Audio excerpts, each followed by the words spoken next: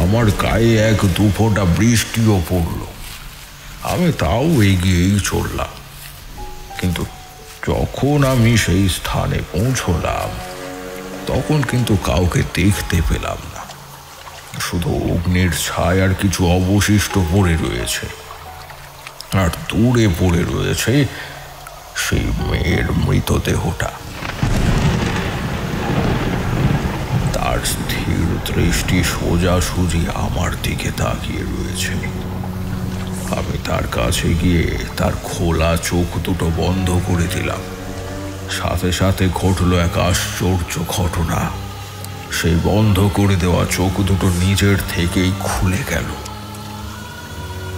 আর আমার কানে একটা স্বর প্রতিধ্বনিত হলো।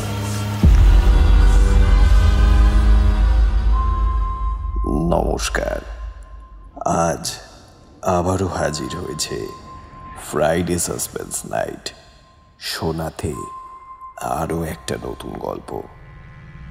আমাদের আজকের উপস্থাপনা বিভূতিভূষণ বন্দ্যোপাধ্যায়ের অমর সৃষ্টি তারানাথ তান্ত্রিকের একটি ফ্যান ফিকশন। প্রখ্যাত লেখক অর্ণব ঘোষের লেখা তারানাথ তান্ত্রিক ও শ্বেতকালী। তবে গল্প শুরু করার আগে যারা নতুন আমাদের এই চ্যানেলে, তাদের কাছে একটি আন্তরিক অনুরোধ, আমাদের গল্পগুলো যদি কোথাও আপনার ভালো লেগে থাকে আমাদের চ্যানেলটিকে সাবস্ক্রাইব করবেন এবং পাশে থাকা বেল আইকনটি প্রেস করে দেবেন, যাতে প্রতি শুক্রবার নতুন গল্পের নোটিফিকেশন আপনাদের কাছে খুব তাড়াতাড়ি পৌঁছে যায়। চলুন তাহলে শুরু করা যাক আজকের গল্প, তারানাথ তান্ত্রিক ও শ্বেতকালী।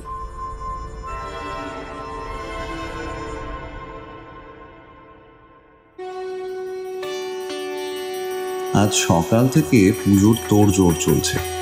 ঠাকুর কাল রাতেই এনে দেওয়া হয়েছে। আজ কিশোরী খুব ব্যস্ত, কারণ সে বাড়ির গৃহস্থ বলে কথা। তার বাড়িতে আজ শুক্লপক্ষের নবমীর কালী পুজো। ঘট, কলাপাতা, ফলমূল, মিষ্টি, পুজোর অন্যান্য সামগ্রী সবকিছু চারিদিকে ছড়িয়ে ছিটিয়ে রয়েছে। বাড়ির বউরা দক্ষ হাতে সব সামাল দিচ্ছে। এদিকে আমিও যতটুকু পারছি হাতে হাতে করে দিচ্ছি না। দুপুরের মধ্যাহ্ন ভোজন আজ ওর বাড়িতেই করতে বলেছে। আমার সাথে কিশোরীর সম্পর্কটা এখন শুধুমাত্র একজন বন্ধুর নয়, বরং একজন পরিবারের সদস্যের মতো হয়ে গেছে। আমার কাজ এখন শেষ। তার বাড়ির ছাদে দাঁড়িয়ে দাঁড়িয়ে আমি উঠোনে সবার ব্যস্ততা লক্ষ্য করছিলাম। ছোট্ট মতো ছাউনি করা হয়েছে ওখানে। পুজো ওর ভিতরেই হবে। ঠাকুরের মুখ এখনো কাগজের আবরণে ঢাকা রয়েছে, কিন্তু কিশোরী সেনকে দেখতে পাচ্ছি না কেন?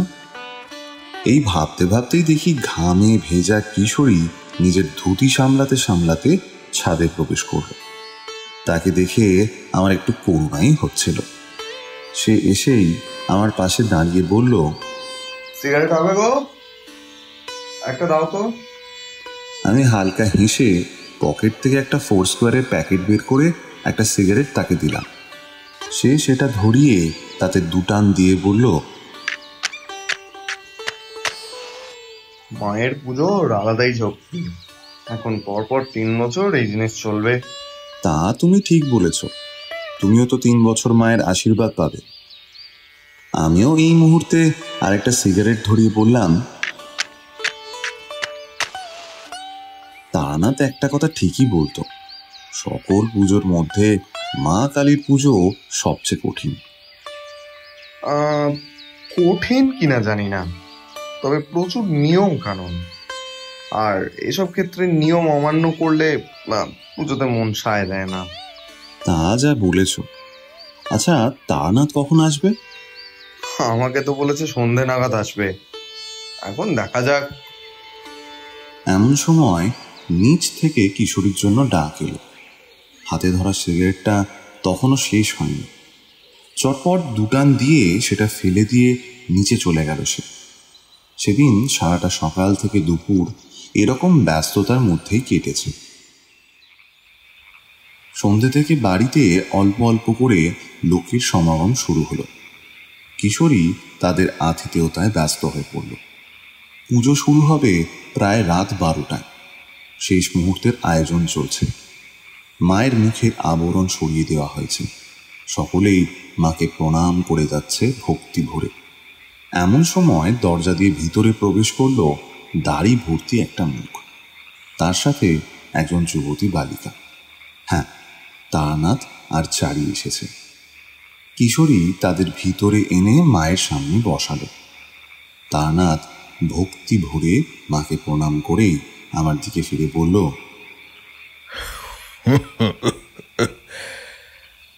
তা তুমি কি এখানে সকাল থেকেই আছো নাকি? হ্যাঁ, ওই আর কি, যতটুকু সাহায্য করা যায় করেছি। আপনি বসুন না। তারানাথ বসল। যত রাত বাড়ল অতিথি সমাগম বাড়তে থাকলো। যথাসময় পুজো শুরু হলো। বেশ নির্বিঘ্নেই পুজো সম্পন্ন হলো। প্রসাদ বিতরণ করে সব কিছু মিটিয়ে শেষ রাতে গিয়ে আমরা একটু শান্তি পেলাম। আমি আর কিশোরী তখন মায়ের সামনে পাতা মাদুরে বসে একটু প্রাণ ভরে নিঃশ্বাস নিচ্ছিলাম। একপাশে একটা বড় প্রদীপ শুধু জ্বলছে জলজল করে। ধনুচির ভিতর থেকে শেষ মুহূর্তের ধোঁয়া নির্গত হচ্ছে। হঠাৎ একটা কাশির শব্দে আমাদের চমক ভাঙল। এই শব্দ আমাদের চেনা। তারানাথ এখনো বাড়ি যায়নি সে। আমাদের সেদিকে খেয়ালও ছিল না। কিশোরী চমকে উঠেই বলল, এই কি ঠাকুরমশাই, আপনি এখনো বাড়ি যাননি? সে আমাদের সামনে এসে বসে মায়ের দিকে তাকিয়ে বলল, বেশ ভালো লাগছে তোমাদের মায়ের জন্য এমন সেবা দেখে। যদিও এতে তোমাদের মনের বিশ্বাস কত দূর সেটা তোমরাই ভালো জানো। তবু কাজের প্রতি নিষ্ঠা না থাকলে সব কিছু ভালো মতো সম্পন্ন হতো না। এই বলে সে আবার মায়ের দিকে তাকিয়ে চোখ বন্ধ করল। মায়ের মুখটা বেশ ভালো হয়েছে। তা কার থেকে বানিয়েছ? হ্যাঁ, এই শঙ্খ চৌধুরীর থেকে। হো, উনি তো বিখ্যাত মানুষ। হাতের কাজ ওনার খুব ভালো। যাকে, তোমরা তো খুব ক্লান্ত দেখছি, ঘুমিয়ে পড়ো যাও। কিশোরী এবার মাদুরের উপর গা এলিয়ে দিয়ে শুয়ে পড়ে বলল, হ্যাঁ, শারীরিক মানসিক দুদিক দিয়েই ক্লান্ত, তবে ঘুমে কাজ হবে না। আপনি বরং মাকে নিয়ে কোনো ঘটনা থাকলে বলুন না, রাতটা কেটে যাবে। তারানাথ তার ঝোলা থেকে পাশিংশ বের করেই কি মনে করে আবার ভেতরে ঢুকিয়ে দিয়ে বলল, দেখেছ, মায়ের সামনে বসে আছি সেই খেয়াল নেই। বয়স হচ্ছে।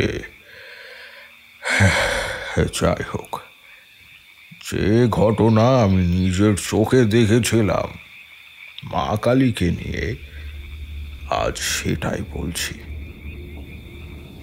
এতেই বুঝতে পারবে কেন মা কালী ভয়ঙ্করী, আর মায়ের সাথে প্রতারণার ফল কতটা যে কালান্তক সেটা তোমরা বুঝবে। তোমরা শ্বেত কালীর নাম শুনেছ নাকি? আমরা দুজনেই বেশ নড়ে চড়ে বসলাম। শ্বেতকালী কথার আক্ষরিক অর্থ যা মনে হয় সাদা রঙের কালী। এদিকে মা কালীকে আমরা সর্বদা গাঢ় নীল রং নয়তো কালো বর্ণের শোভা পেতে দেখেছি।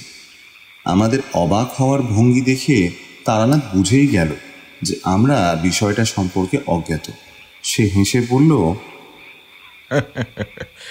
বুঝেছি, শোনোনি। ঠিক আছে, তোমাদের আগে ভাগে কিছু বলবো না, ঘটনার মধ্যেই সব বুঝিয়ে দেব। এই ঘটনার সময় ভারতের প্রত্যন্ত গ্রামাঞ্চলে বেশ ভয়াবহ মড়ক লেগেছিল। তার উপর জমিদারের একেবারে কালো বাজারির অভ্যেস এবং তাদের চড়া দামে সেগুলো বিক্রয়ের জন্য সেই সময় প্রচুর মানুষ প্রাণ হারায়। এই সকল ঘটনা ছিল সাধারণ। আমরা যারা উচ্চ এবং মধ্য মার্গের সাধক তারা চাইলে এই সমস্যার সমাধান করতে পারতাম, কিন্তু এতে ভবিষ্যতের দিকে আরো বৃহৎ আকারের এই মড়কের আগমন হতে পারত। ভবিতব্যকে কেউ কোনোদিনও বদলাতে পারে না। আমরা আমাদের শক্তি প্রয়োগ করে তার সময়কালটা শুধু পিছিয়ে দিতে পারি, কিন্তু যা ঘটার সেটা ঘটবে। তবে লোভ আর আকাঙ্ক্ষা মানুষের খুব প্রাচীন রোগ। যে কোনো মহামারী দুর্ভিক্ষের থেকেও প্রাচীন হলো লোভ। আমি এরকমই এক সাধকের পাল্লায় পড়েছিলাম সেইবার। স্থানটা ছিল বর্তমান পুরুলিয়ার ওই বাঁশপোতা গ্রামে। বর্তমানে সেখানে মফস্বলের ছাপ পড়ে গিয়েছে। তো সেবার আমি যখন সেই গ্রামে প্রবেশ করলাম তখন প্রায় রাত হয়ে গিয়েছিল। গ্রামে ঢোকার মুখেই দেখলাম সামনে রয়েছে একটা লম্বা খাল, আর তার পাশে এক সাধক একটা মৃতদেহের ওপর বসে রয়েছে। তার সামনে আগুন জ্বলছে দাউ দাউ করে। আমি আর সেদিকে এগোলাম না। মৃতদেহের ওপর সাধনার অর্থ সব সাধনা সম্পন্ন করা। প্রচণ্ড মানসিক চাপ পড়ে, সেগুলো ঋজুতার সাথে ধরে রাখতে হয়। একটু এদিক ওদিক হলে একেবারে নির্ঘাত মৃত্যু। তাই তাকে বিভ্রান্ত না করে এগিয়ে যাচ্ছিলাম আমি, কিন্তু হঠাৎ পিছন থেকে এক ডাক এলো। কে যায় রে ওখান দিয়ে? কি বিকট বাজ পড়ার মতন বাজ খাই গলার স্বর সে। আমি পিছন ঘুরে তাকাতেই দেখলাম সাধক সেই আগের মতোই বসে রয়েছে, চোখ বন্ধ। আমি এদিক ওদিক তাকাতে আবারও আওয়াজটা পেলাম। এদিক ওদিক কি দেখছিস?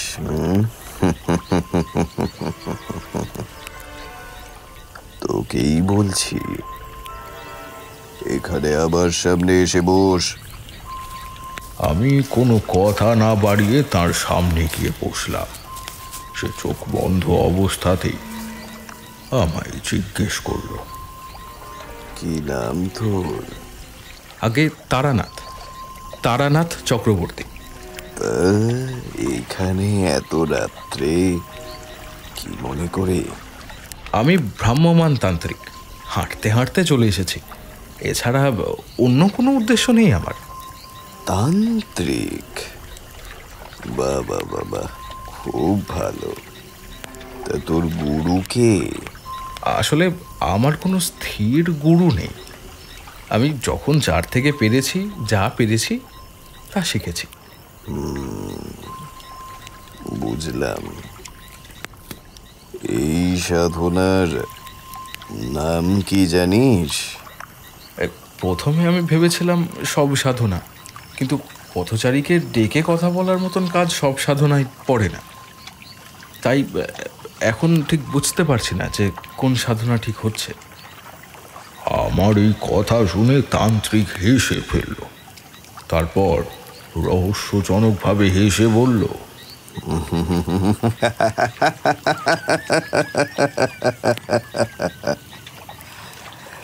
বেশ বেশ, আমি এখনো 1 সপ্তাহ আছি এই গ্রামে, তার মধ্যে বুঝে যাবি।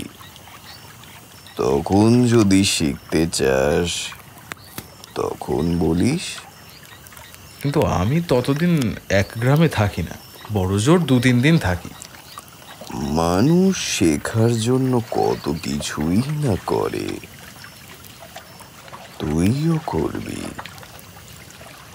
আমার মন বলছে করবি করবি, তুইও করবি। তবে আমার কাজে বাধা দিতে আসবি না। তুই এখন যা এখান থেকে, যা। আমি উঠে দাঁড়িয়ে পড়লাম। হঠাৎ কি মনে হতে আমি প্রশ্ন করলাম, আপনার নাম কি? আমি করালি, করালি ভৈরব। আমি আর সেইখানে দাঁড়ালাম না। তবে ফেরার আগে আমার চোখ পড়ল সেই মৃতদেহের ওপর। শ্যামলা মলিন একটা নারী মুখ, সারা মুখে কাদা লেগে রয়েছে, এছাড়া আর কিছুই বোঝার উপায় নেই। আমি গ্রামের জনবসতির দিকে হাঁটা শুরু করলাম। তখন আমার মূল উদ্দেশ্য রাতটা কারুর বাড়িতে কাটানো। হঠাৎ আমি দেখলাম আমার সামনে একটা লোক হেঁটে যাচ্ছে। তার কাঁধে রয়েছে লম্বা চাল, হাতে একটা বালতিও রয়েছে। আমি বুঝলাম যে লোকটা জেলে। আমি পিছন থেকে তাকে ডাকলাম। লোকটা দাঁড়িয়ে পিছন ঘুরল। আমি তার কাছে গিয়ে দেখলাম লোকটার বয়স প্রায় 55 থেকে 60 তো হবেই। পরনে একটা ময়লা ধুতি, কোমরে বাঁধা একটা লাল ভিজে গামছা। আমি বেশ শান্ত কণ্ঠেই তাকে বললাম, নমস্কার, আমার নাম তারানাথ চক্রবর্তী। আমি একজন ভ্রাম্যমাণ তান্ত্রিক। আজ রাতটা আপনার বাড়িতে আশ্রয় হবে? ভদ্রলোক এবার পুরো দস্তর আমাকে পরখ করে নিয়ে বেশ মিহি অথচ নিচু কণ্ঠে জবাব দিল, আমি বাউন মানুষ, আমি জেলে। আপনি কেন আমার বাড়ি থাকবেন ঠাউর? তোমরা তো জানোই আমি ওসব জাতপাতে বিশ্বাস করি না।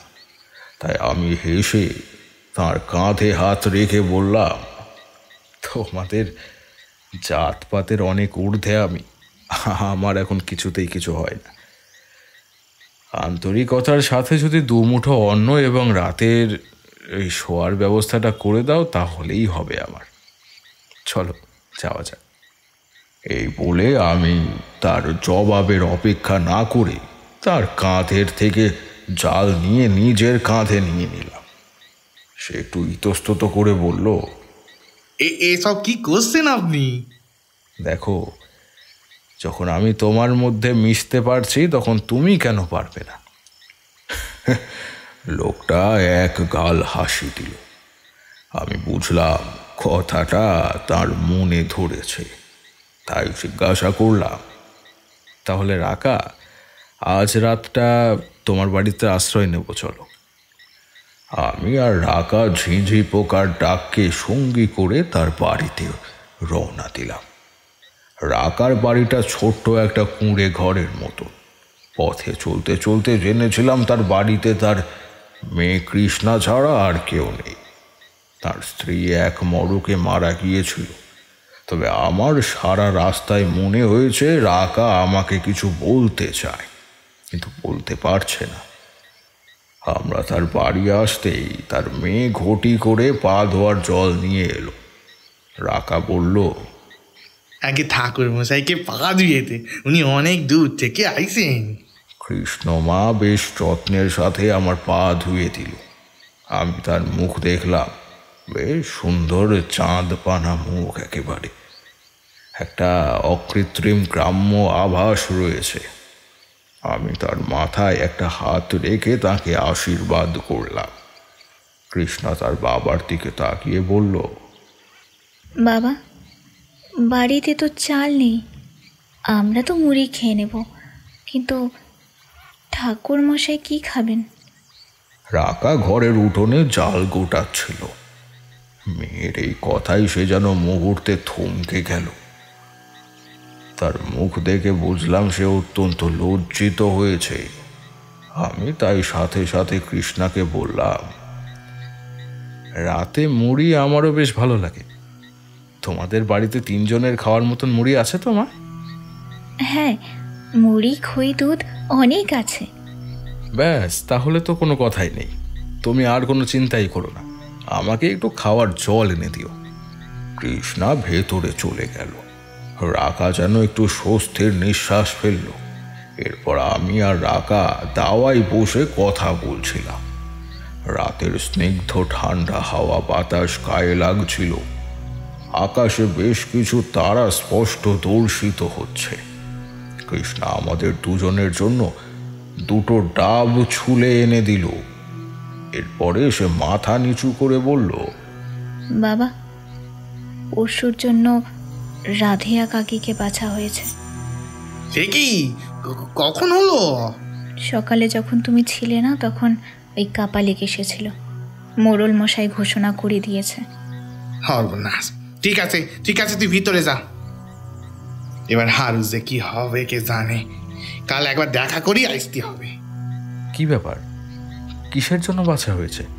মুখ তুলে রাখা আমার দিকে করুণ দৃষ্টিতে তাকিয়ে বলল, হোলির জন্যে। বাইরের নিস্তব্ধতা যেন আজকে আমাদের এই বাড়িতে হানা দিয়েছে। আমি কিছুক্ষণ পরে এই মৌনতা ভঙ্গ করে জিজ্ঞাসা করলাম, কি বিষয়ের বলি একটু বলবে? মানে যদি আমি এর কোনো সমাধান করতে পারি। আপনি পারবেন? আপনি পারবেন? ঠিক আছে তাহলে বলি শুনুন। ঘটনা প্রায় 50 বছর আগে থেকে শুরু হয়েছে। আমার বাবার মুখে শোনা। আমাদের গ্রামে তখন প্রচন্ড খাবারের অভাব অনটন চলছে, ফসল ভালো হয় না, পরপর 2 বছর অনাবৃষ্টি হয়েছে, জিনিসপত্রের দাম আকাশ ছোঁয়া। আমার মা সেই বছরই প্রাণ হারালো। আমার বয়স তখন 5 কি 6। সেই সময় অস্বাভাবিকভাবে আমাদের গ্রামে 2টো ঘটনা একসাথে ঘটে। প্রথম ঘটনা আসতে আমাদের গ্রামের শেষে একটা বড় রাজপ্রাসাদ আছে। শোনা যায় এই অঞ্চলের বাংলার রাজার রাজপ্রাসাদ ছিল ওটা। এখন ওটার অবস্থা ভেঙে চুরমার হয়ে গেছে, তবে প্রাসাদের মন্দিরের জায়গাটা এখনো ঠিকঠাক আছে। ঠিক ছিল সেই প্রাসাদ ভেঙে যা ইট পাথর পাওয়া যাবে তখন সেগুলো শহরে বেচে যা পয়সা করি পাওয়া যায় তাই দিয়ে যদি খাবারের অভাব কিছুটা মেটানো যায়, সেই মতো কাজও শুরু হয়েছিল। কিন্তু যেই মন্দিরের পিছনের দেয়াল ভাঙলো, সেখান থেকে বেরোলো এক অদ্ভুত জিনিস। ওই জিনিস আমরা কখনো কল্পনাও করতে পারিনি। কি জিনিস? রাকা দুবার মাথায় হাত ঠেকিয়ে প্রণাম করার ভঙ্গিতে বলল, সাদা রঙের কালী ঠাকুর। শ্বেতকালী? হ্যাঁ হ্যাঁ, ওই ওই ওই জিনিস দেখে তো সবাই অবাক। আচ্ছা আপনি কোন মা কালীকে কখনো সাদা দেখেছেন? দেখিনি, তবে শুনেছি। তুমি পুরোটা বলো, তারপর বলবো। এখন এখন যে জায়গায় ঠাকুর নিজে সামনে চলে আসে সেখানে আর কি করে ভাঙাচোরার কাজ চলে? কাজ থেমে গেল।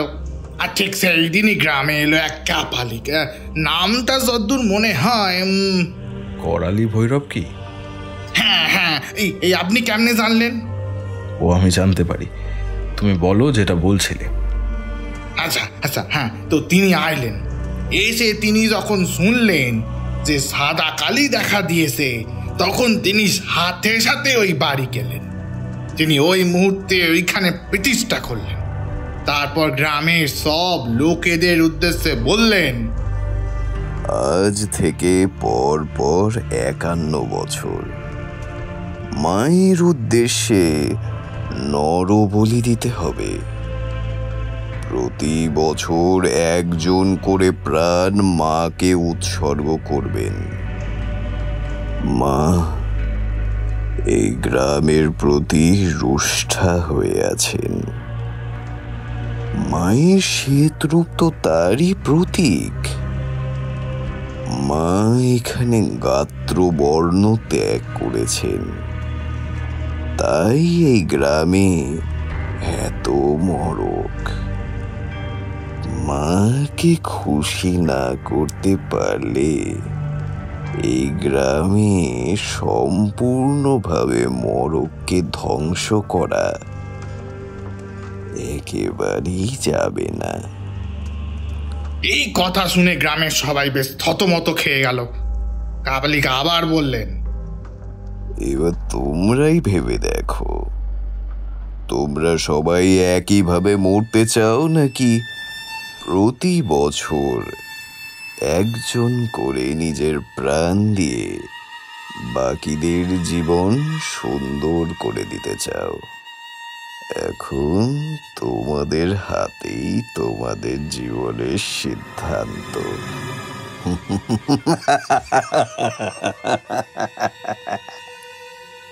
এরপর দুদিন গ্রামে বেশ বড় সড় আলোচনা হয়। শেষে ঠিক হয় একদম যাদের জীবন প্রায় শেষ দিকে, যাদের জীবনের মরণ ছাড়া কিছু আর বাকি নেই, তারা এক এক করে নিজেদের জীবন মাকে দান করবেন। এই করে তারা মাকে সন্তুষ্ট করবেন। সেদিনের পর থেকে প্রত্যেক দিন পুজোর ঠিক 2 দিন আগে কাপালি গ্রামে আসে, আর গ্রামের প্রধান আলোচনা করে স্থির করে কে প্রাণ দেবে। আর সত্যি বললে বিশ্বাস করবেন না, এরপর থেকে নাকি ক্রমাগত আমাদের গ্রামের অবস্থা ভালো থেকে আরো ভালো হয়েছে। কিন্তু তার জন্য প্রতি বছর একজন করে প্রাণ দিয়েছে। সে আর কি করা যাবে, মায়ের ইচ্ছা যখন। আর একটা বছর বাকি, তারপরেই তো সব ঠিক হয়ে যাবে। শুধু ওই হারু তার জন্যই খারাপ লাগছে। সম্পূর্ণ ঘটনাটা শোনার পর রাকা একটু বিরতি নিল। পাশে রাখা ঘুঁটি থেকে ঢক ঢক করে জল খেয়ে বলল, এবার আপনি কন কিছু করতে পারেন কি? তুমি বললে তারাই প্রাণ দেবে যাদের নাকি জীবনে মৃত্যু ছাড়া কিছু বাকি নেই। তাহলে হারুর স্ত্রীকে কেন শনাক্ত করা হলো? হারু তো বেঁচে আছে, তাই না? হারু আর হারুর স্ত্রীর কোনো ছেলেপুলে নেই।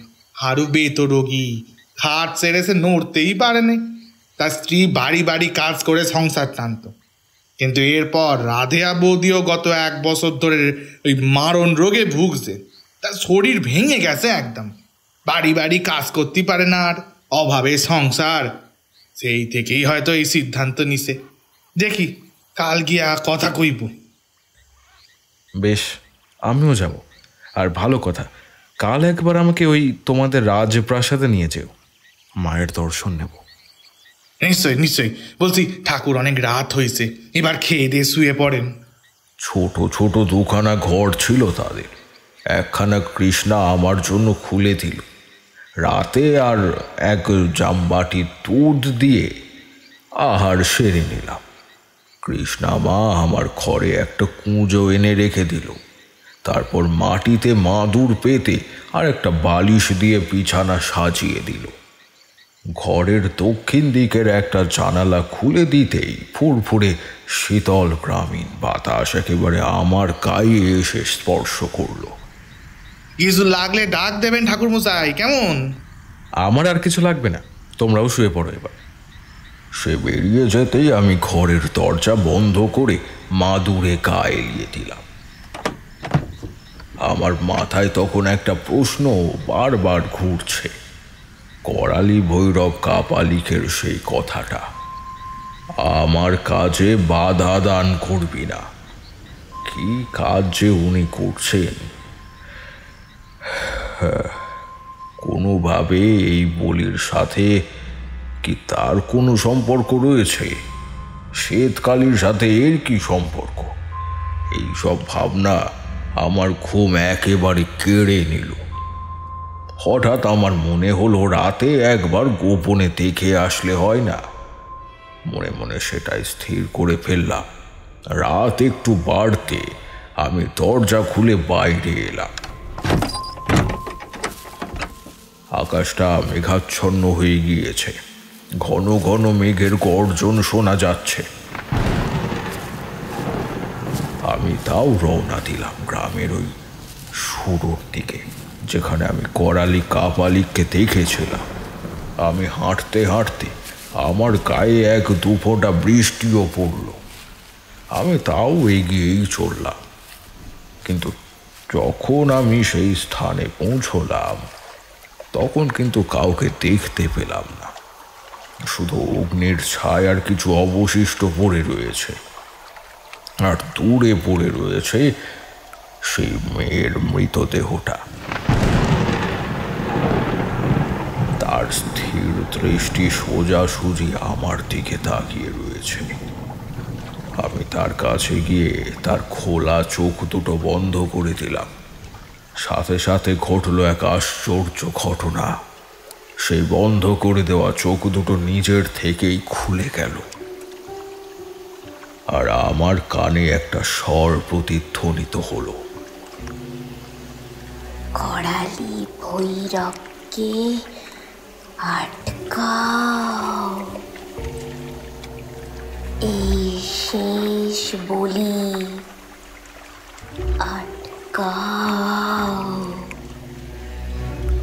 এই কাজ তোমাকেই করতে হবে। আবারও বলছি, এই বলি, আটকাও, নয়তো অনর্থ হয়ে যাবে। কে কে কে কে কথা বলছেন? আর কোনো উত্তর পেলাম না, তবে কণ্ঠস্বরটা কোনো রকম অনুরোধ করলো বলে তো মনে হলো না, বরং উল্টে মনে হলো এটা যেন একটা আদেশ। যদি তাই হয় তবে আমি তার সেই আদেশ পালন করতে রাজি। মনে মনে অনুমান করলাম, এখানে নেই যখন তাহলে একবার রাজপ্রাসাদে গিয়ে দেখে আসা যাক। সেই মতো রওনাও হলাম।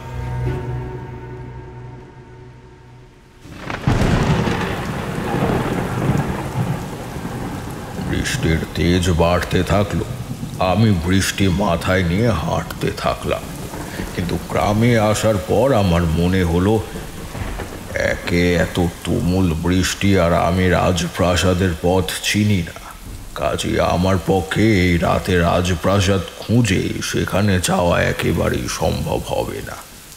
তাই অন্য কোনো উপায় না পেয়ে আমি আবার রাকার বাড়িতেই ফিরে এলাম।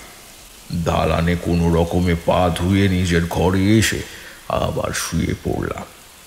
তবে আমার মাথার চিন্তাগুলো কিন্তু এখনো দূরীভূত হলো না। এক রাশ চিন্তা মাথায় নিয়ে আমি ঘুমোনোর চেষ্টা করলাম। বাইরে বৃষ্টির জন্য পরিবেশ আরো ঠান্ডা হয়ে গিয়েছিল। শীতল বাতাসে আরামে আমি একটু পরেই ঘুমিয়ে পড়লাম।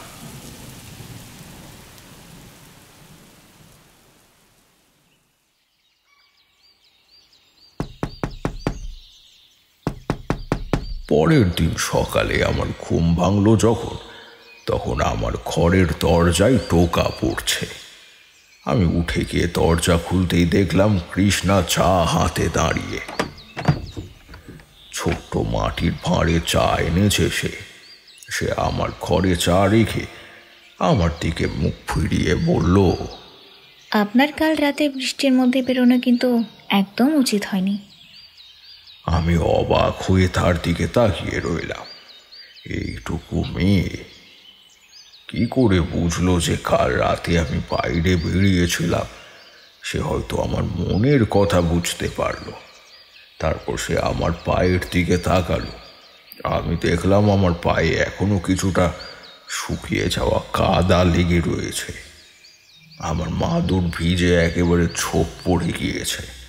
আমি মনে মনে তার উপস্থিত বুদ্ধির প্রশংসা করলাম।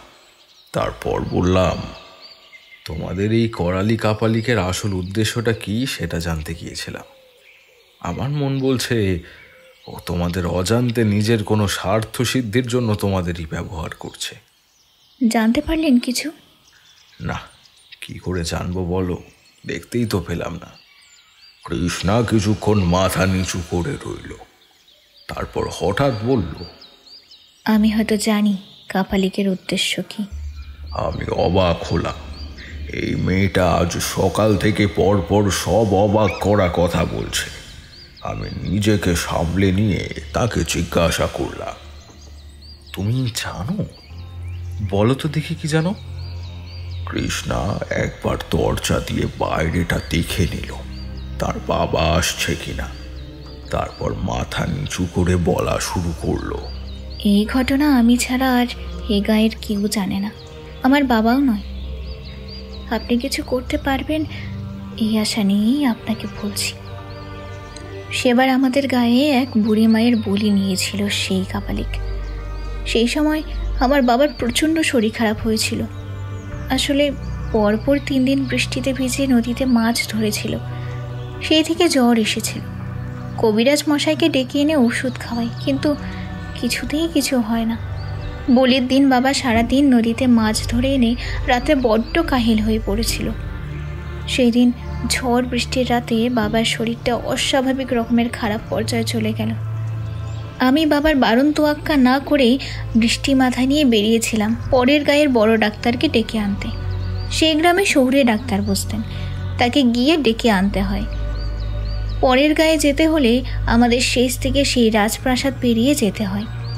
বৃষ্টির তেজ আস্তে আস্তে বেড়েই চলল। আমি যখন বৃষ্টিতে পুরো ভিজে গেছি, মনে হলো প্রাসাদে কিছুক্ষণ একটু দাঁড়িয়ে যাই। এই ভেবে আমি প্রাসাদের ভাঙা দালানে দাঁড়িয়েছিলাম। বাইরে তখনও তুমুল বৃষ্টি হচ্ছে।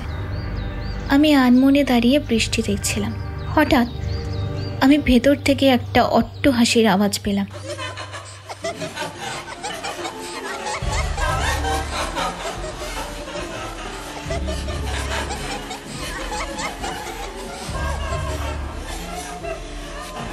আওয়াজটা যেই ঘরে সাদা কালি আছে সেই ঘর থেকে আসছিল।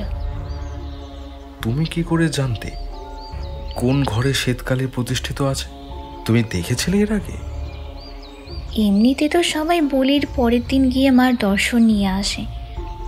বাবা যদিও কোনোদিনও আমাকে নিয়ে যায়নি, কিন্তু আমি জানতাম ভেতরে কোনো একটা ঘরে সাদা কালি আছে। একদিন সকালে নদীতে জল আনতে গিয়ে সকলের গোপনে সেই মূর্তি দেখে এসেছিলাম। কেমন ছিল মূর্তিটা? পুরো অন্যরকম। সাদা মুখের উপর লাল রঙের চোখ, রাগী দৃষ্টি, সাদা রঙের তার শরীর। তবে মায়ের কোমর থেকে পা পর্যন্ত একটু গাঢ় কালচে লাল রঙের। শুনেছি বলির রক্ত দিয়ে মায়ের দেহের রং কালো করতে হয়, এটাই নাকি নিয়ম। বুঝলাম। আচ্ছা, তারপর কি দেখলে? সেই হাসিটা ঠিক ওই ঘরের থেকেই আসছিল। আমি পা টিপে টিপে সেই ঘরের বাইরে গিয়ে দাঁড়ালাম। দরজা দিয়ে উঁকি মেরে ভেতরে দেখলাম কাপালিক মূর্তির সামনে আগুন জ্বালিয়ে বসে আছে। তার সামনে এক বাটি ভর্তি রক্ত। তার পাশে রাখা বলি দেওয়া মাথা ছাড়া সেই বুড়ির দেহটা। সারা ঘরটা রক্তে ভেসে যাচ্ছে। কাপালিক সেই রক্তের ওপরই বসে দুহাত তুলে হাসছে আর চিৎকার করে বলছে, আয় আয়, নেমে আয়, নেমে আয়, আমার অমরত্বের দূত হয়ে নেমে আয়। ভোগ ভোগ রাখা আছে তোর জন্য।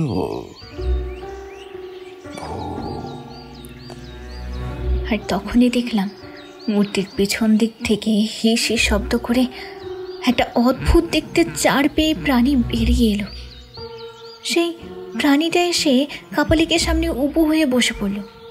তারপর কাপালিক সেই রক্ত ভর্তি বাটিটা তার দিকে এগিয়ে দিতেই সে ঢক ঢক করে সেই রক্ত খেয়ে নিল। এরপর আমি আর দাঁড়াইনি সেখানে, সোজা পরের গায়ে দৌড় লাগাই ডাক্তারের খোঁজে। এরপর 3 দিনের মাথায় বাবা সুস্থ হয়ে ওঠে, কিন্তু আমি আজ অবধি এই দৃশ্য নিজের মনের মধ্যেই লুকিয়ে রেখেছি। তারপর ভাঙা ভাঙা ভাবে উত্তর দিল, অনেকদিন আগের ঘটনা। 4 পেয়ে বলতে 4টে পা নয়, 2টো হাত 2টো পা, তবে হামাগুড়ি দেওয়ার মতো হাড় ছিল। লম্বা লাল জিভ, চোখ 2টো কটা, নাকে বড় গোল একটা নাক ছাবি। দাঁতগুলো খুবই নোংরা, অগোছালো চুল, ছেঁড়া নোংরা ময়লা কাপড়, ছাড়া গায়ে লাল লাল সিঁদুরের মতো লেগে, আর গা ভর্তি সোনার গয়না। বুঝে গেছি। ঠিক আছে, তুমি এসব কথা আর কাউকে বলো না, কেমন? আর তোমার বাবা উঠেছেন? হ্যাঁ, বাবাকে চা দিয়ে এলাম। বেশ, তাহলে একটু আমার ঘরে ডেকে পাঠিয়ে দাও। কৃষ্ণা ঘাড় নেড়ে হ্যাঁ জানিয়ে চলে গেল। চায়ের ভাঁড়ে এক চুমুক দিতেই আমার মন বেশ তরতাজা হয়ে গেল। কৃষ্ণার হাতের চা সত্যিই সুন্দর। একটু পরে রাকা ঘরে প্রবেশ করলো। আমাকে ডেকেছেন ঠাকুরমশাই?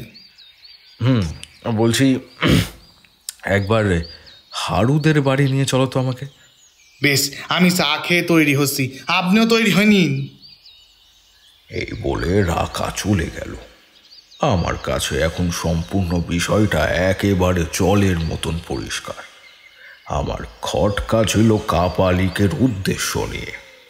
সেটা বুঝতেই আর আমার মনে কোনো সন্দেহই রইল না। এখন এই কাপালিককে শুধু বলি দেওয়া থেকে আটকাতে হবে, বাকিটা মা নিজেই করে নেবেন। মায়ের সাথে প্রতারণার ফল মা নিজেই দেবে। চা পান করে আমরা দুজন বেরিয়ে যাই হারুর বাড়ির উদ্দেশ্যে। যাওয়ার সময় রাকা তার মেয়েকে বলে গেল, বাড়ি খেয়াল রাখিস মা, আমরা একটু পরেই আসবো। সকালবেলায় বাঁশপোতা গ্রামের সৌন্দর্য একেবারে আলাদা এরকম লাগলো। পাখিদের মধুর কলতান, তার গ্রামের পরিবেশ, লোকজনদের দৈনন্দিন জীবন, এসব দেখতে বেশ ভালো লাগলো। কিন্তু এসবের আড়ালে যে এক কুৎসিত সত্যি ধীরে ধীরে বৃদ্ধি পেয়ে চলেছে, সেটা তাদের সারল্য ভরা হৃদয়ে কখনো প্রবেশ করেনি। আমরা হারুর বাড়ি পৌঁছলাম। সামনে বেড়া দিয়ে ঘেরা একটা ছোট্ট বাঁশের দরজা মতো করা, তারপর একটা ছোট্ট বসার জায়গা আর একটা মাত্র ছোট্ট ঘর। এই হলো হারুর বাড়ি। উঠোনে রাধেয়া দেবী বাসন পরিষ্কার করছিল। আমাদের ঢুকতে দেখে সে উঠে দাঁড়ালো। আমি এক ঝলক তার মুখের দিকে তাকালাম। সত্যি বলতে তাকে দেখে মনে হলো সে এক প্রকার নিয়তিকে মেনেই নিয়েছে। তার মুখে মৃত্যুর জন্য কোনো ভয় আমি দেখলাম না। রাকা প্রশ্ন করল, বৌদি, হারু কি জেগে আছে? হ্যাঁ, একটু আগেই উঠেছে, ভিতরে যান। আর ইনি কে? আমি নিজেই আমার পরিচয় দিলাম। নমস্কার, আমি তারানাথ চক্রবর্তী, একজন ভ্রাম্যমাণ তান্ত্রিক। তোমাদের কথা ঠাকুর মশাইকে কাল বললাম, উনি তাই জন্য তোমাদের দেখতে এলেন। যদি উনি কিছু করতে পারেন সেই আশা রেখেছি। রাধেয়া মাথার খামটা টেনে নিয়ে বলল, কি আর করবেন, 50 বছর ধরে যা চলছে আমি আমার দুর্ভাগ্য মেনেই নিয়েছি। সব কিছু মেনে নিলে তো সমাধান হবে না। আমি বলে যাচ্ছি, আপনার বলি হবে না।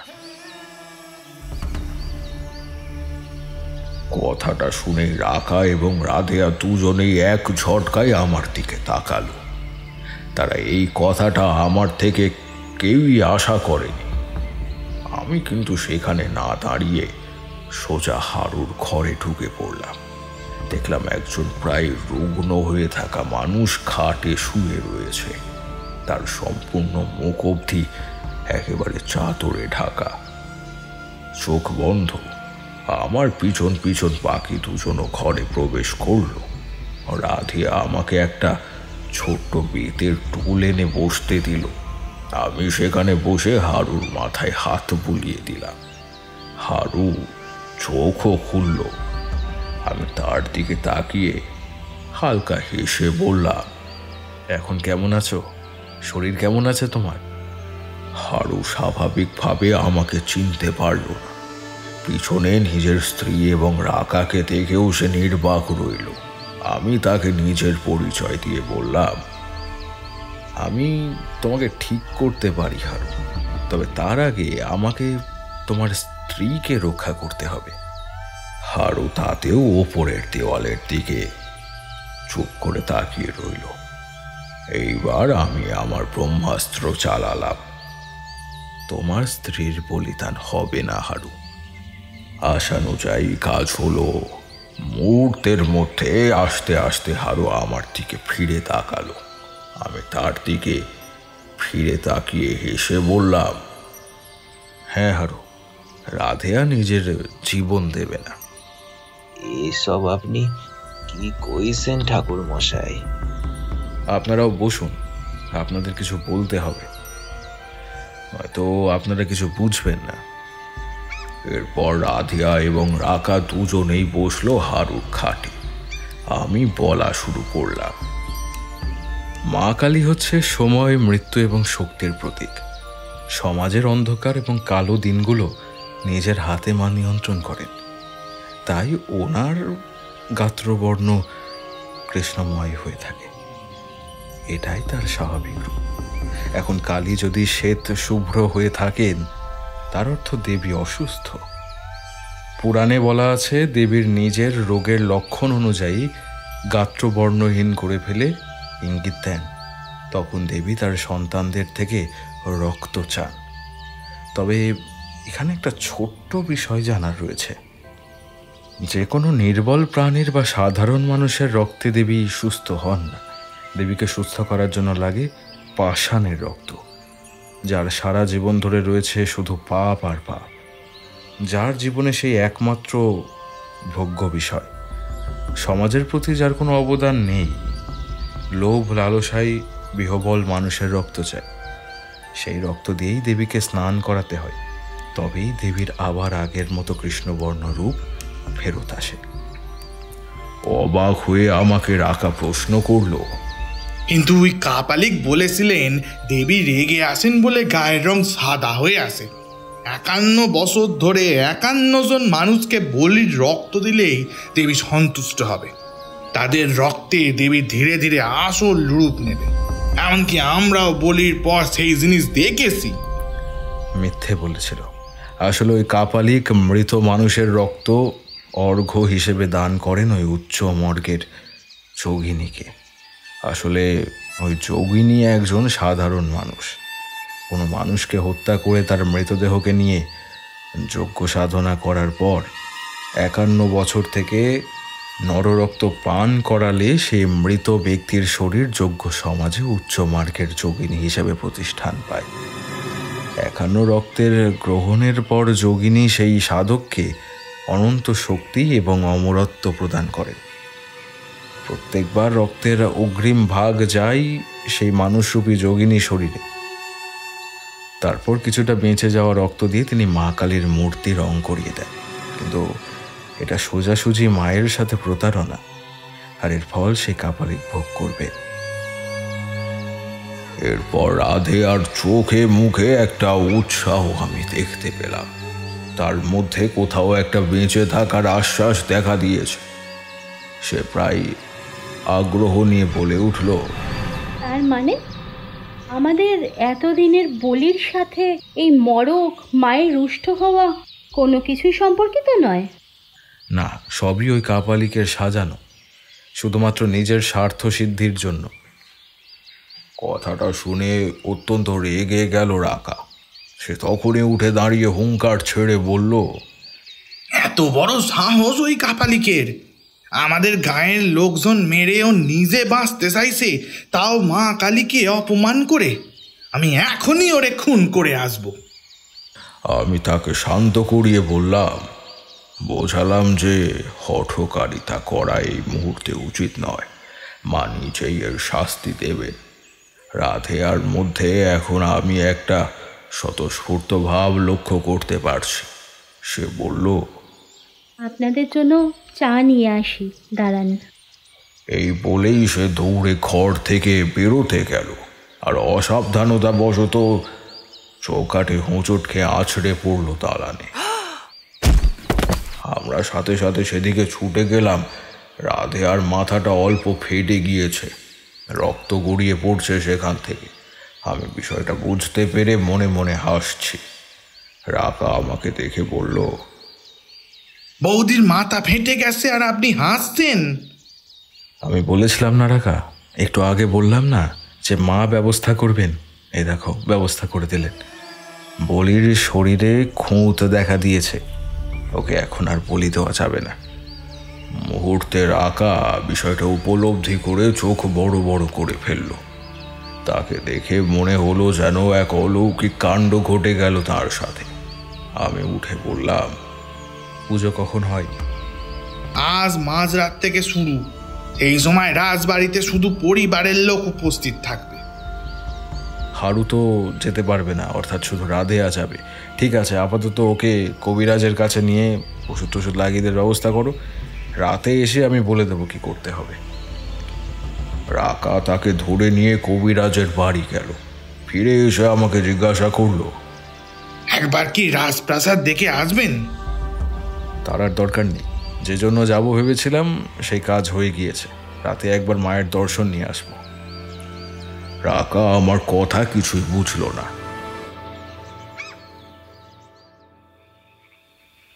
সন্ধে নাগাদ আমি আমার ছোলায় একটা ছোট ঘটিতে কিছুটা মন্ত্রপুত ছাই আর একটা ছোট্ট পাত্রে কিছুটা চন্দন ভরে নিলাম। শুদ্ধিকরণ করতে এই দুটো অপরিহার্য উপাদান। রাত হতেই আমি আর রাকা আবার হারুর বাড়ি গিয়ে উপস্থিত হলাম। দেখলাম রাধেয়াকে বেশ ভীতই দেখাচ্ছে, মুখ চোখে ঘাবড়ে যাওয়ার লক্ষণ দেখা দিয়েছে। সে আমাদের ঢুকতে দেখেই আমাকে প্রশ্ন করে বলল, আমার সত্যি কিছু হবে না তো ঠাকুরমশাই? আমার উপর ভরসা রাখো। বলিতে ত্রুটি দেখা দিলে বলি দেওয়া যায় না। কাপালি তোমায় ছুঁতেও পারবে না। তবে তুমি হয়তো অনেক কিছু দেখবে, অলৌকিক অনেক কিছু ঘটবে। তুমি নিজেকে স্থির রাখবে, ভয় পাবে না মোটেই। আমি আর রাকা আড়ালে থাকবো। ভয় পাওয়ার মতো কোনো ঘটনা কি ঘটবে? তার চোখে মুখে ভয়ের ছাপ একেবারে স্পষ্ট। আমি তার মাথায় হাত রেখে বললাম, হ্যাঁ, ঘটবেই। পুরো বিষয়টা তো অলৌকিক। কিছু না কিছু অলৌকিক হবে, সে বিষয়ে আমি নিশ্চিত। তবে আজ তোমার মৃত্যু কোনোভাবেই সম্ভব নয়। তাই তুমি নিজেকে নির্ভীক রাখো। কিছু কিছু দৃশ্য খুব ঘৃণার মতোও হবে। হয়তো গা গোলাবে, বমি আসবে, তবে উঠে আসবে না বা সেই জায়গা থেকে পালাবে না। পালাতে গেলে মৃত্যু নিশ্চিত। তখন আমার আর বাঁচানোর সাধ্য নেই। যাই হয়ে যাক, যতক্ষণ না আমি বলবো কিচ্ছু করবে না। আমি একবার হারুর দিকে তাকালাম। সে করুণ চোখে আমার দিকে তাকিয়ে রয়েছে। আমার ওপর তার অগাধ বিশ্বাস যে আমি তার স্ত্রীকে রক্ষা করব। আমি হালকা হেসে তার হাতটা আমার দু হাতে রেখে বললাম, চিন্তা নেই, আমি আছি তো।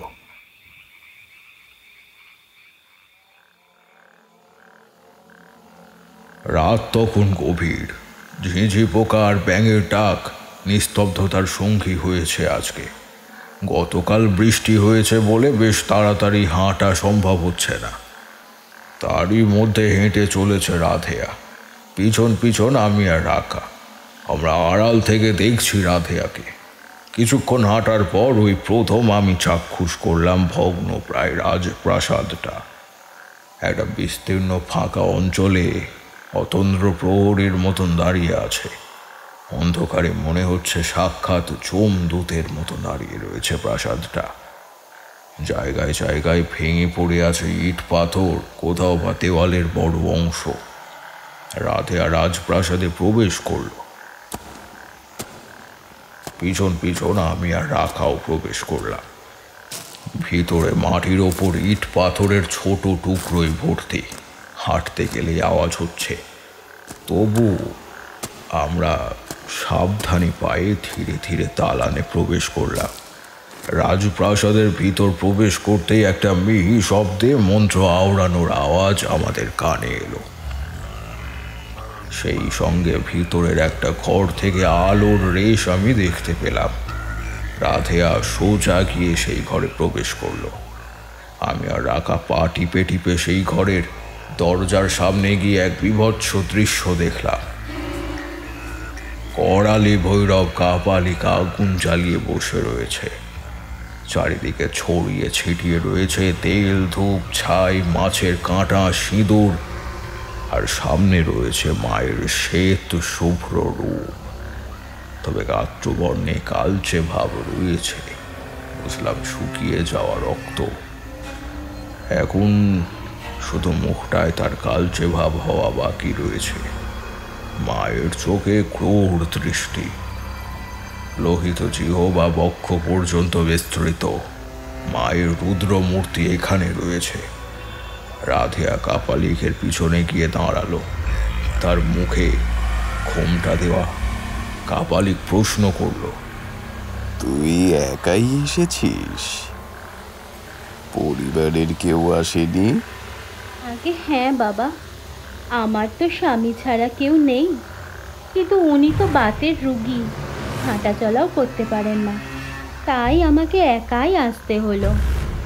কোনো চিন্তা করিস না, মনে রাখবি তোর স্বামী আজ তোর সাথেই আছে, কোনো চিন্তা নেই তোর। যে মহান কাজের জন্য তুই এখানে এসেছিস তাতে তোর স্বামীরই কল্যাণ হবে। আয়, আবার পাশে এসে বসবি। আয়। রাধেয়া কাপালিকের পাশের আসনে বসে পড়ল। চোখের আগুন দাউ দাউ করে জ্বলছে। কাপালিক এখনো তার মুখের ঘোমটা সরায়নি। কাপালিক বেশ কিছুক্ষণ মন্ত্র আওড়ে আগুনে কিসব ফেলতে লাগলো। আর এরপরেই ঘটল এক বিভৎস দৃশ্য, যে দৃশ্যের বর্ণনা আমি কোনোদিনও ভুলব না। কাপালিক দুই হাত ওপরে তুলে চিৎকার করে বলতে থাকলো, আয়, নেমে আয়, আমার অমরত্বের দূত হয়ে নেমে আয়। ভোগ রাখা আছে তোর জন্য, ভোগ খাবি না? আয়, আয়, নেমে আয়।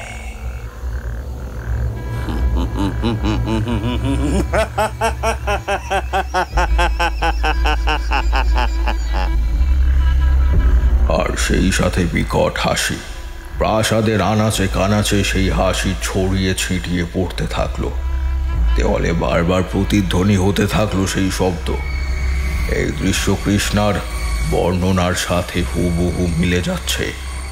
এর সাথে সাথে আগুনের আলোয় মা কালীর মূর্তির পিছনে একটা বৃহদাকার ছায়া ভেসে উঠল। রাকা আর আমি ঘাবড়ে গেলাম ক্ষণিকের জন্য। তারপর দেখলাম মায়ের মূর্তির পেছন থেকে এক যোগিনী বেরিয়ে এলো। সে দুই হাতে ভর দিয়ে দুই পায়ে হামাগুড়ি দিতে দিতে কাপালিকের সামনে এসে উবু হয়ে বসল। আমার সেই যোগিনীকে দেখেই মনে হলো কোথাও যেন দেখেছি তাকে, মনে পড়ছে না। কিছুক্ষণ ভাবতেই হঠাৎই আমার মনে পড়ল, এটা সেই মৃতদেহ যার উপর বসে কাপালিককে সে প্রথমবার চক্ষের ক্রিয়া করতে দেখেছিল। কিন্তু আমি বুঝতে পারছিলাম না এই দৃশ্য দেখে রাধেয়া কি করে নিজেকে স্থির রেখেছে। মনে মনে তার জন্য প্রার্থনা করছিলাম। কাপালিক অট্টহাসি দিতে দিতে আস্তে আস্তে তার আসনের নিচ থেকে একটা ভিজে খড়গ বের করে আনলো। তাতে জবা ফুল শুকনো পাতা ছড়ানো রয়েছে। এরপর কাপালিক আস্তে আস্তে রাধেয়ার মুখ থেকে ঘোমটা সরিয়ে দিল। আর সাথে সাথে অট্টহাসি থেমে গিয়ে এক ঝটকায় পিছনে সরে এলো সে। রাধেয়া মুখ তুলে তাকালো কাপালিকের দিকে। তার মুখে একটা অমলিন হাসি লেগে রয়েছে। কপালে একটা আড়াআড়ি ভাবে কেটে যাওয়া চিহ্ন, বলিতে খুঁত। কাপালিক চিৎকার করে পিছনে সরে এলো। 50 বছর পরে শেষ মুহূর্তে এসে তার সম্পূর্ণ পরিশ্রম মাটিতে মিশে গিয়েছে। এবারে মৃত্যুই তার একমাত্র পরিণাম হবে। যোগিনী একবার তার লম্বা জিভ দিতে রাধেয়ার মুখটা ছেটে নিল।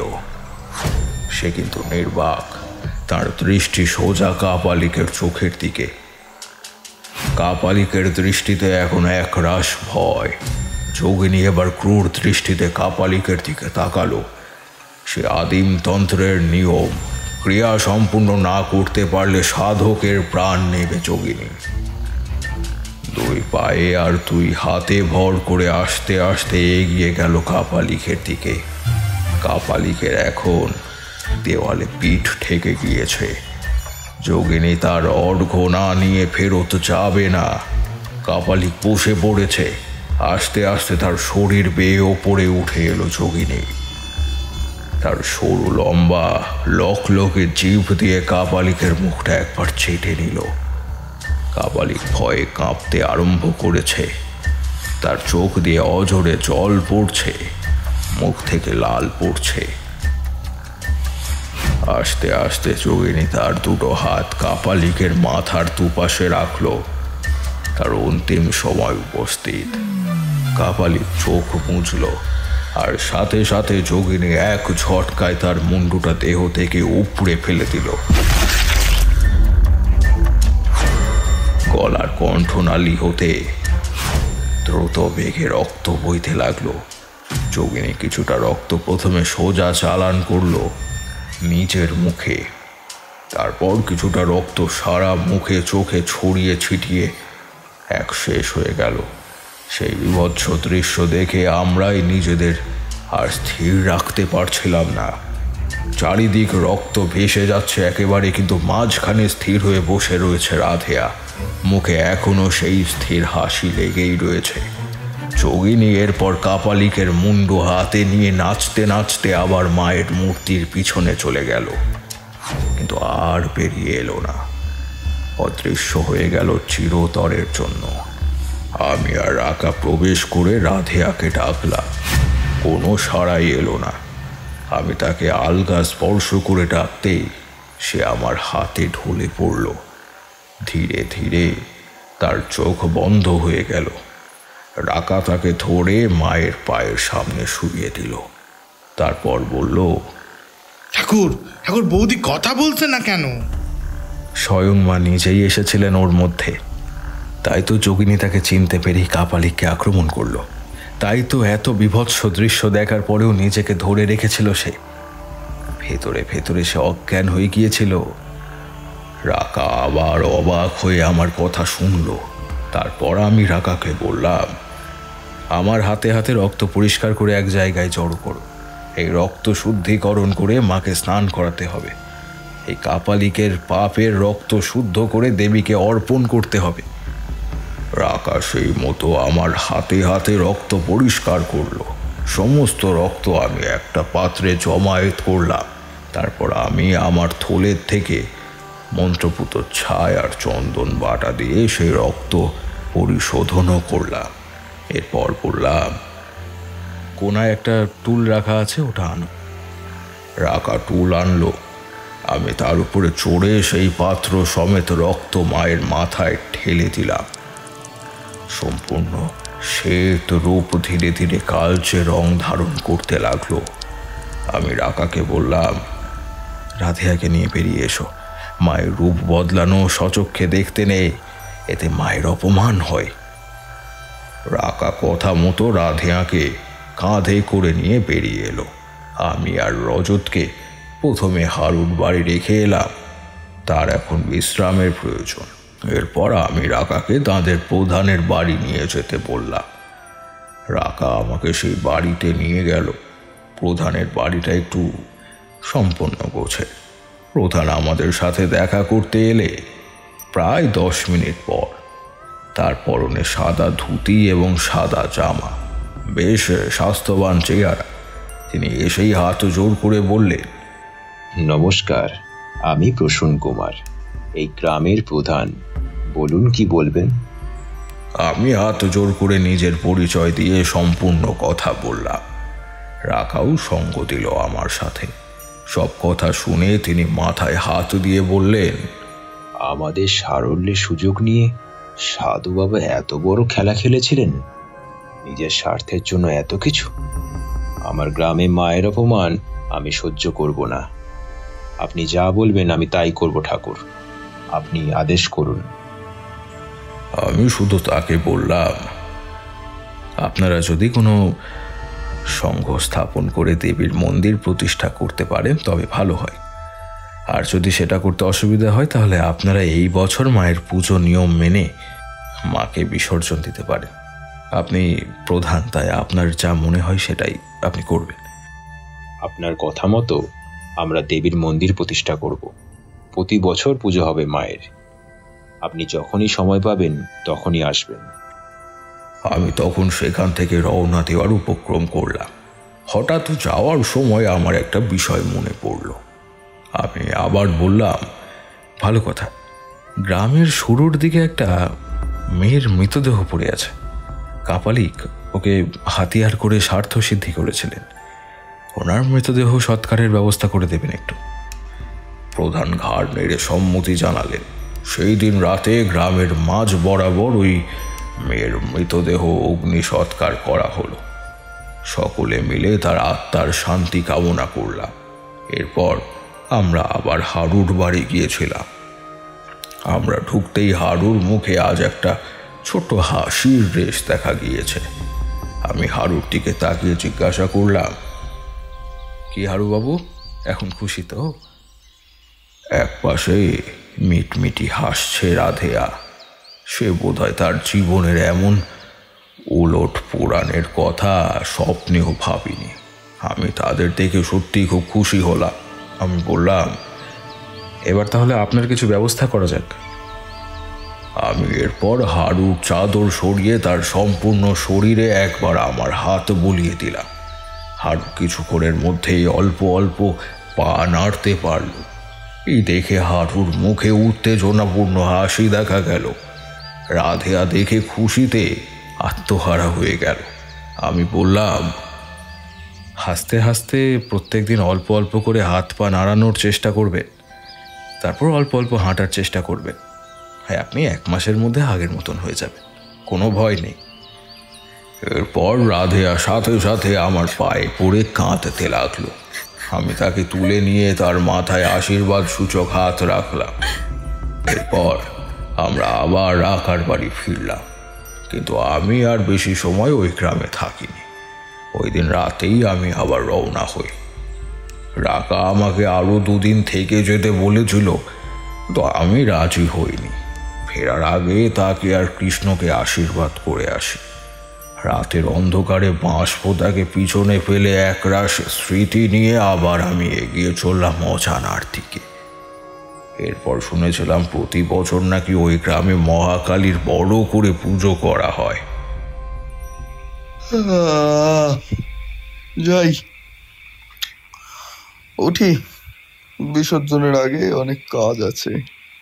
ঠাকুরমশাই, আপনি বিসর্জনে যাবেন তো? যাব, তবে আর ফিরবো না তোমাদের বাড়ি। একেবারে আমার মঠ লেনে ফিরে যাব। বেশ। আর বিভূতি, থাকছো তো নাকি? আমি ঘাড় নাড়িয়ে বুঝিয়ে দিলাম যে আমি থাকবো, তবে আমার দৃষ্টি সোজা মায়ের মুখের দিকে। ওই মায়াময়ী মুখের আড়ালে যে একটা ধ্বংসাত্মক রূপ লুকিয়ে আছে, সেটা আমাদের পক্ষে না জানলে অনুমান করা একদম অসম্ভব। শুনছিলেন অর্ণব ঘোষের লেখা তারানাথ তান্ত্রিক ও শ্বেতকালী। কিশোরীর চরিত্রে সৌম্যদীপ, অশ্বিনী ও গল্প পাঠে স্বরূপ, রাকা শুভম, কৃষ্ণার চরিত্রে পম্পা, রাধেয়ার কণ্ঠে রিম্পি, মৃতদেহ ইপসিতা, হারু ও প্রসূন কুমারের চরিত্রে দেবজিৎ, তারানাথ তান্ত্রিকের চরিত্রে প্রীতম, করালি ভৈরব ও গল্পের সূত্রধর আমি অভিরূপ। শব্দগ্রহণ ও ধ্বনি পরিকল্পনায় ডাইনামিক অ্যাটমস, প্রচ্ছদ নির্মাণ আকাশ, সমগ্র পরিচালনা এবং পরিকল্পনায় টিম ফ্রাইডে সাসপেন্স নাইট। আমাদের কাজ যদি আপনার কোথাও ভালো লেগে থাকে তাহলে চ্যানেলটিকে অবশ্যই সাবস্ক্রাইব করবেন এবং গল্পটিকে লাইক করবেন, আর নিজের পরিচিত বন্ধুবান্ধবদের মধ্যে অবশ্যই শেয়ার করবেন। আমরা ফেসবুক আর ইনস্টাগ্রামেও আছি, আমাদের চাইলে সেখানেও ফলো করতে পারেন। আপনার গুরুত্বপূর্ণ মতামত অবশ্যই আমাদের কমেন্টে লিখে জানাবেন। আগামী পর্বে আরও একটি নতুন গল্প নিয়ে হাজির হবে ফ্রাইডে সাসপেন্স নাইট। আর ততক্ষণ ভয় থাকবেন, ভয় রাখবেন। শুভরাত্রি।